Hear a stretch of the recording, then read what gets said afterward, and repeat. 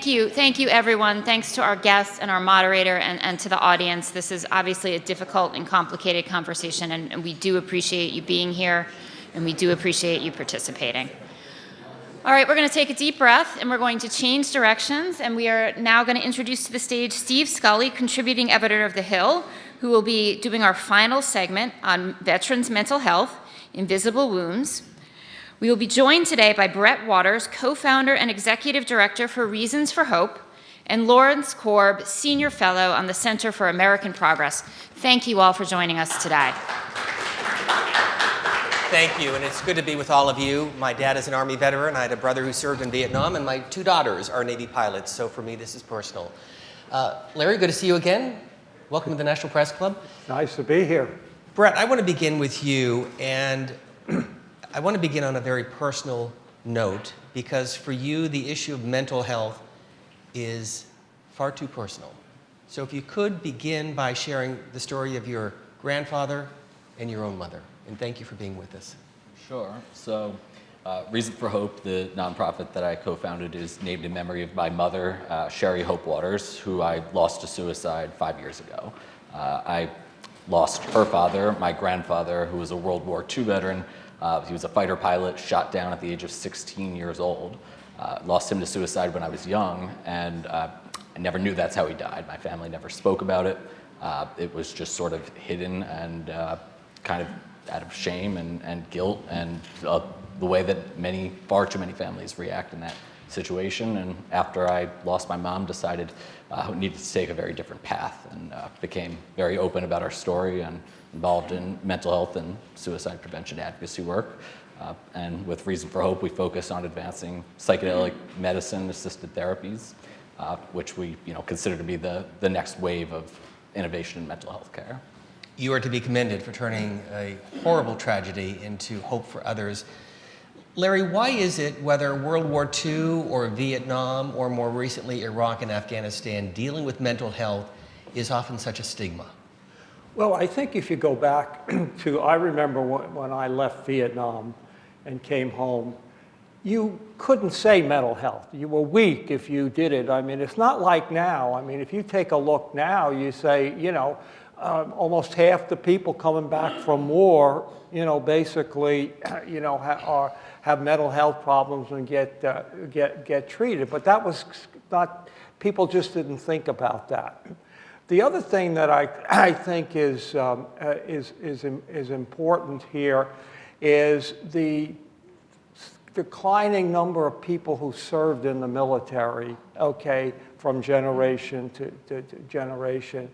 And right now, I think that basically we're paying attention to it. The VA is getting more money. Their budget's over $300 billion. They're hiring tens of thousands of people. So we'll be able to deal with it.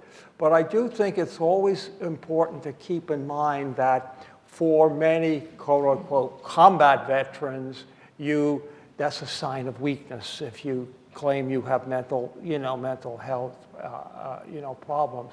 But I think we're moving in the right direction. As I say, when we came back from Vietnam, nobody said it, You couldn't talk about it. What? No. You could not talk about it. Yeah, and I think the other reason that's important is if you've served, for example, in Iraq and went through hell there, and then you found out Saddam had no weapons of mass destruction, what you're saying, why did I do this?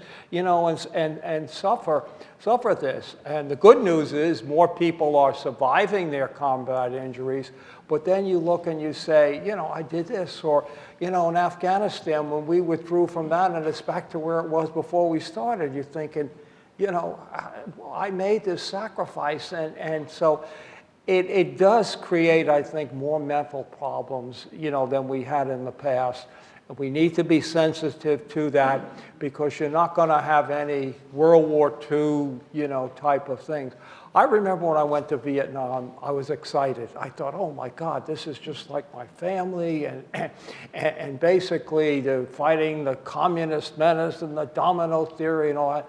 And one night we got lost and came upon a Catholic monastery, and I had studied French in school, everybody did. And so I went in, and we went in, and we talked, and the monks were great. They gave us food, and they fed us. And we got back in the Jeep, and the commander said to me, "You guys talked about a few other things. What did you say?"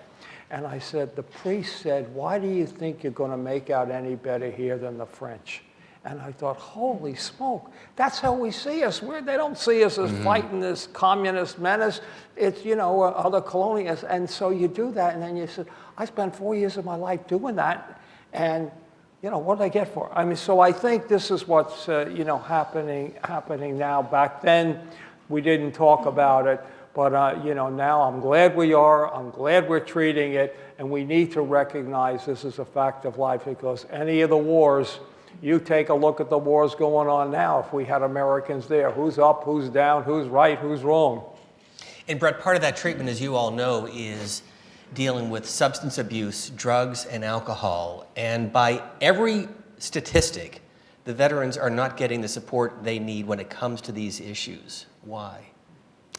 So I think that part of the problem, and you mentioned the statistics here, we talked a little bit before coming out here about the suicide number often quoted at 17. Mm-hmm. But the reality is when you factor in the overdose rate, it's about 44 veterans a day, which is just a tragic... Every day? Every day. It's a tragic, tragic number. And unfortunately, we don't have particularly effective treatments for, mental health conditions ranging from PTSD, depression.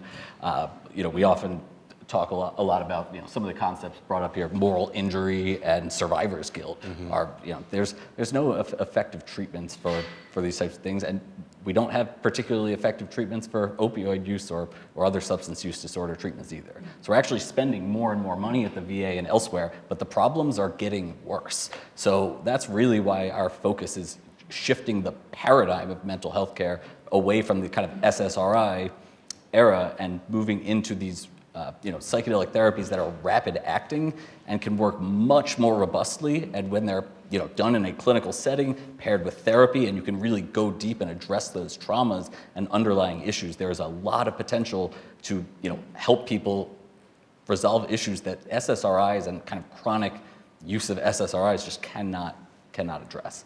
So this really is a new era of mental health care, in our opinion, and substance use disorder treatment as well. There's one psychedelic drug. It's not a classic psychedelic, but it's called Ibogaine, and we've been involved in Kentucky, working with the Opioid Abatement Advisory Commission, is looking at allocating $42 million towards the research and development of Ibogaine that shows unique capabilities to help people get through that withdrawal period.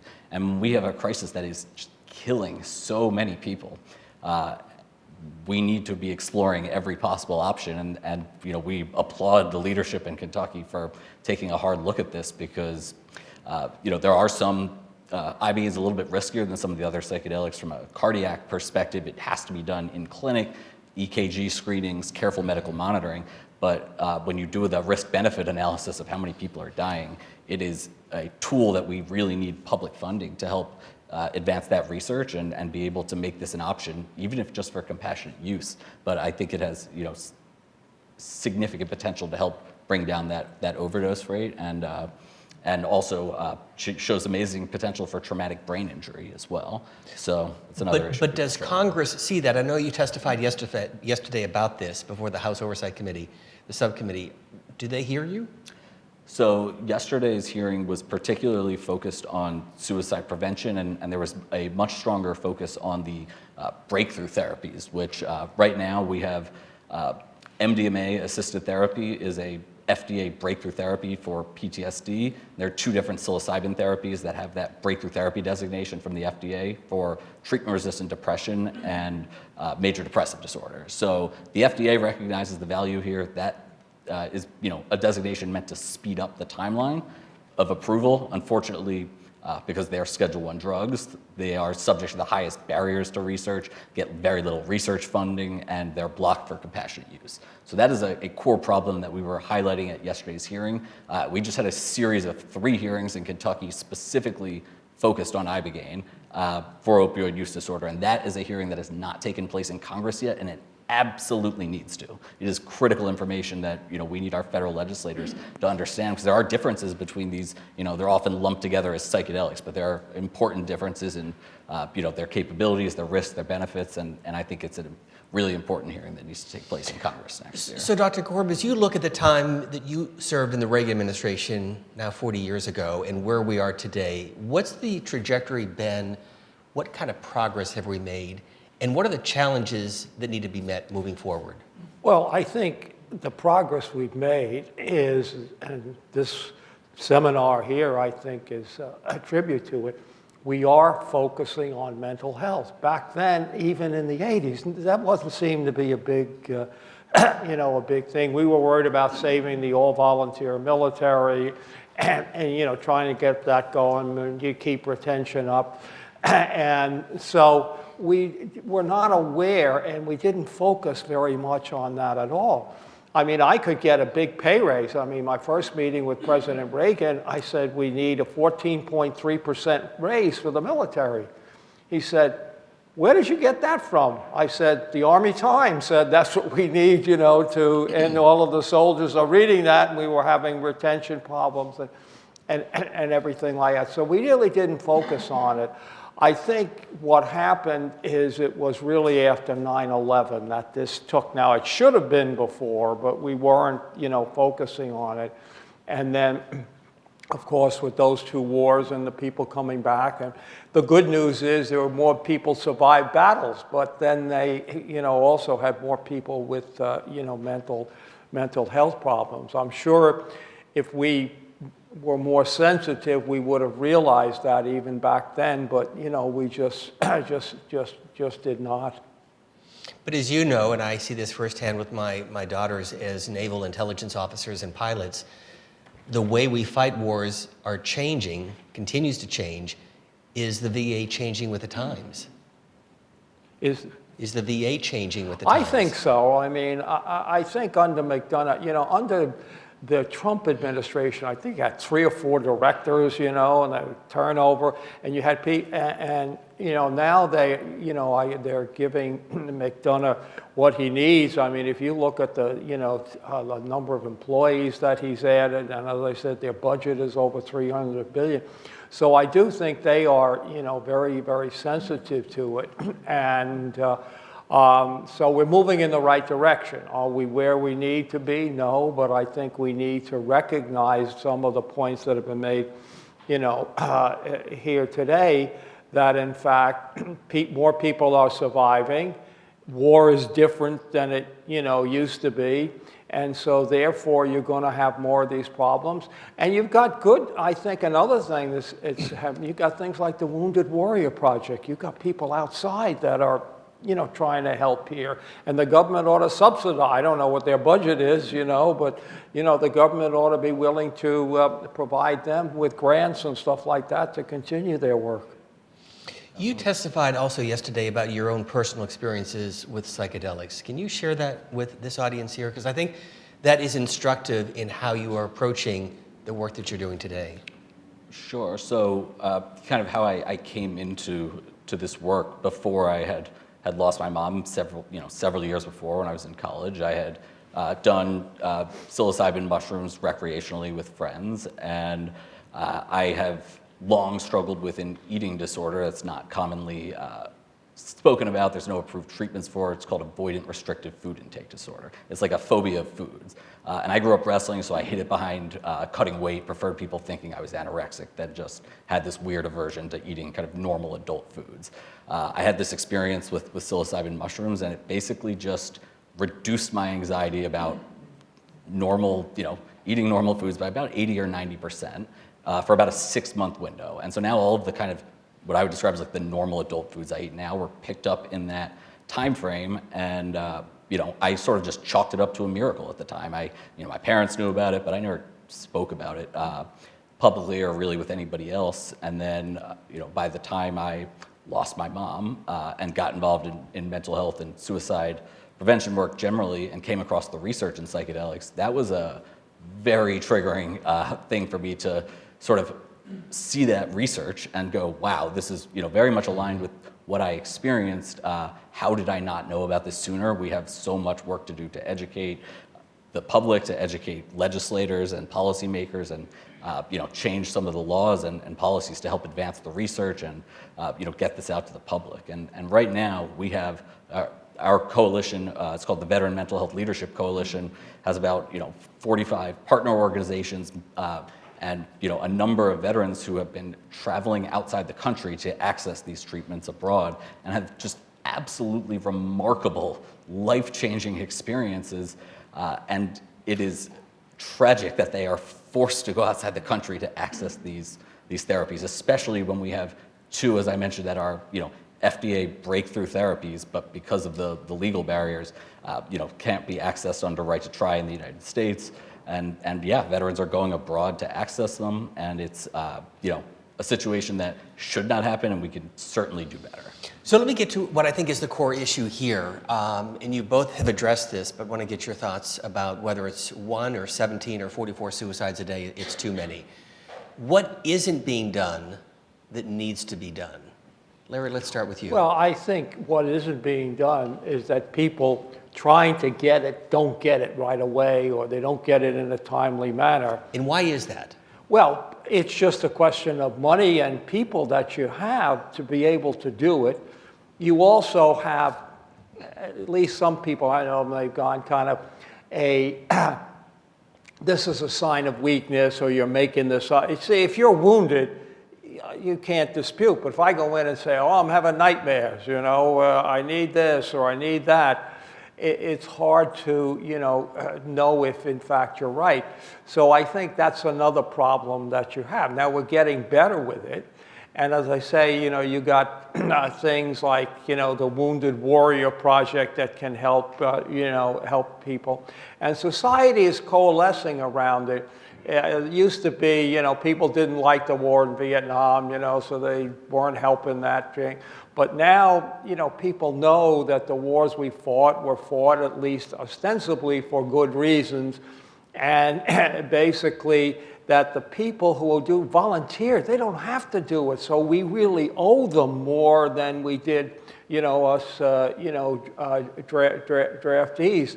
So I think that's happened. And, it's interesting when Biden spoke this week at Arlington, he mentioned his son had served in the military. And I think that kind of helps people to realize, that, now we don't know if he died because of that, but, he did die shortly, after he came back. So people realize these wars can have these effects and we need to deal with them.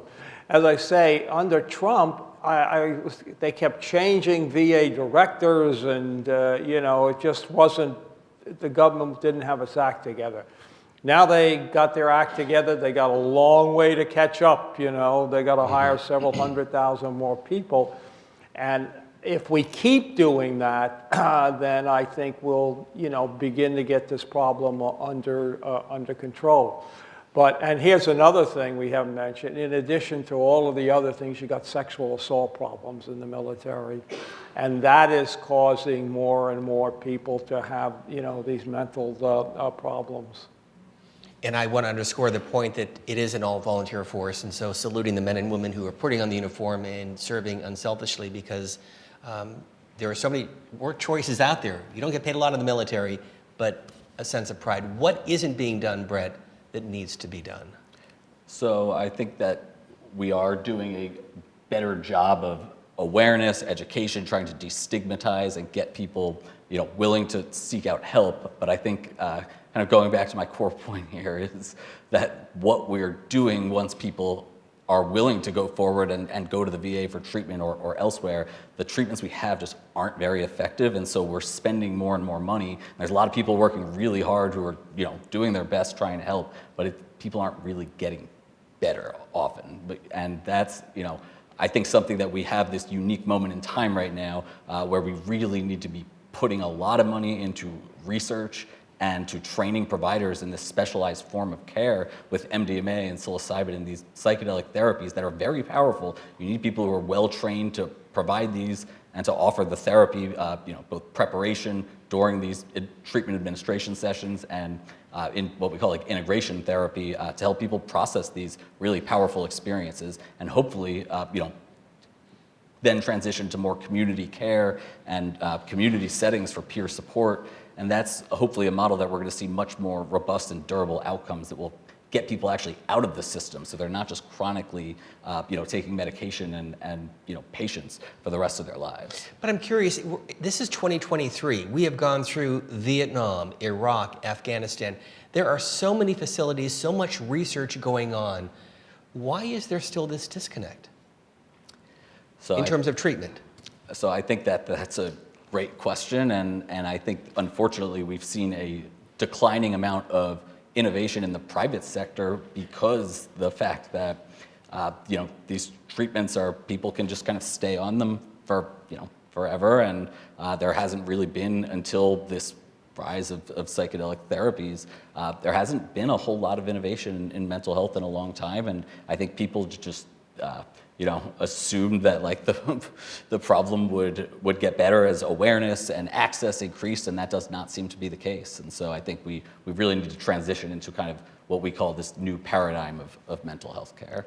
I want to come back to that as my final question, but Larry, why the disconnect? Why? I mean, you're an expert in this area. You served in the military. You served in government. We have a lot of the resources. We have the research. We have the wherewithal, and yet still today we're saying we're not getting enough. Well, I think you don't know how to deal with it to the extent as you should. We've mentioned here several things, but I think if we were to come up after this and said, buy this drug or do that, you'll cure it. But you don't know. I mean, you have all of these competing things, and when I was getting ready for this, I was looking up all of the different treatments and stuff like that. I think that's the problem. I think the resources are getting there. As I said, the VA budget's now over $300 billion. They hired tens of thousands, more people. But it's more than just the money. What? Right? It's more than just the money's That's important. right. But it's more than just the money. But we don't know exactly what. You come in and say, I'm having nightmares. Well, what do we give you? How do we deal with it? And it becomes a real, issue, just like mental health in society is too. So I think that's part of the problem. And, we're doing the research. Hopefully we'll get the right answers. So my takeaway is that we've come a long way. We're doing better. We have some steep challenges ahead. Brett, thank you for sharing your story, because I think it's important for people to understand that this is personal, and you are no different than so many other individuals who have dealt with pain and suffering. So my final question for you, for organizations, for the government, for all the people here, what are their marching orders? What's the path moving forward? What are your recommendations? Brett, I'll begin with you and then give you the last word.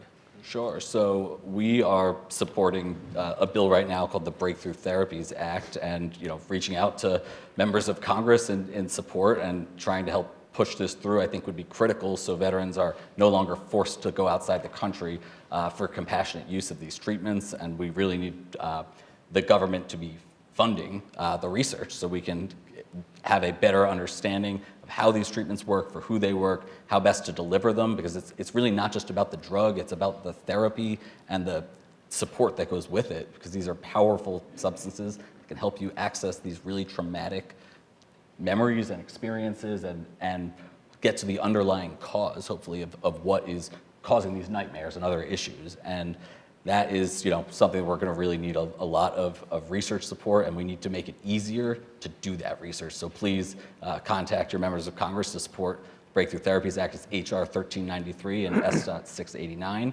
And we need to be doing all that we can to make sure that veterans have the tools that they need to heal.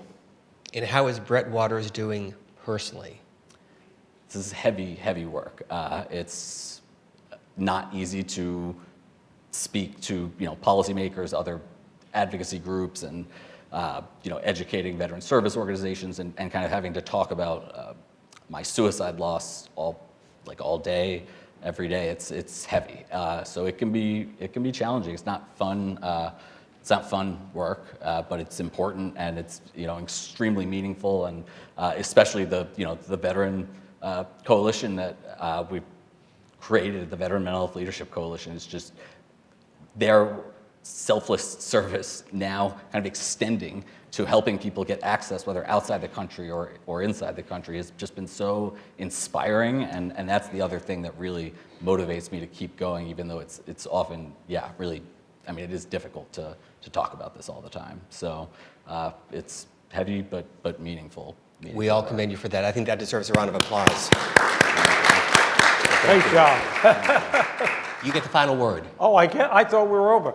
I would say two things. One, contribute to the wounded warriors, groups like that. I think that's important. These groups are very good. And the other is to ensure that this stays on the front burner in the next administration, whether it goes back to Trump or, Nikki Haley or whoever, or to Biden, that you've got to keep giving this priority, and the Congress has to keep funding what the VA wants, and not, cut it. I don't know what's going to happen with this budget deal they got. Are they going with the last year's VA spending instead of this year? It's called Groundhog Day. Yeah. You want to go through it every 6 weeks. It's called job security for congressional reporters. Oh, yet another budget deadline in January, and then in February, and then anyhow. Yeah, and that's not going to help because the VA can't increase their... Exactly. And hire the people. We'll get the final word. Thank you. Please stay seated for a moment. Brett, Larry, thank you very much for joining us today. That brings us to the end of our program. Thank you all for joining us today. Thank you for your support of veterans and your passion on all of these issues. The Hill will continue to provide a forum for discussion. And again, we thank you for joining us today.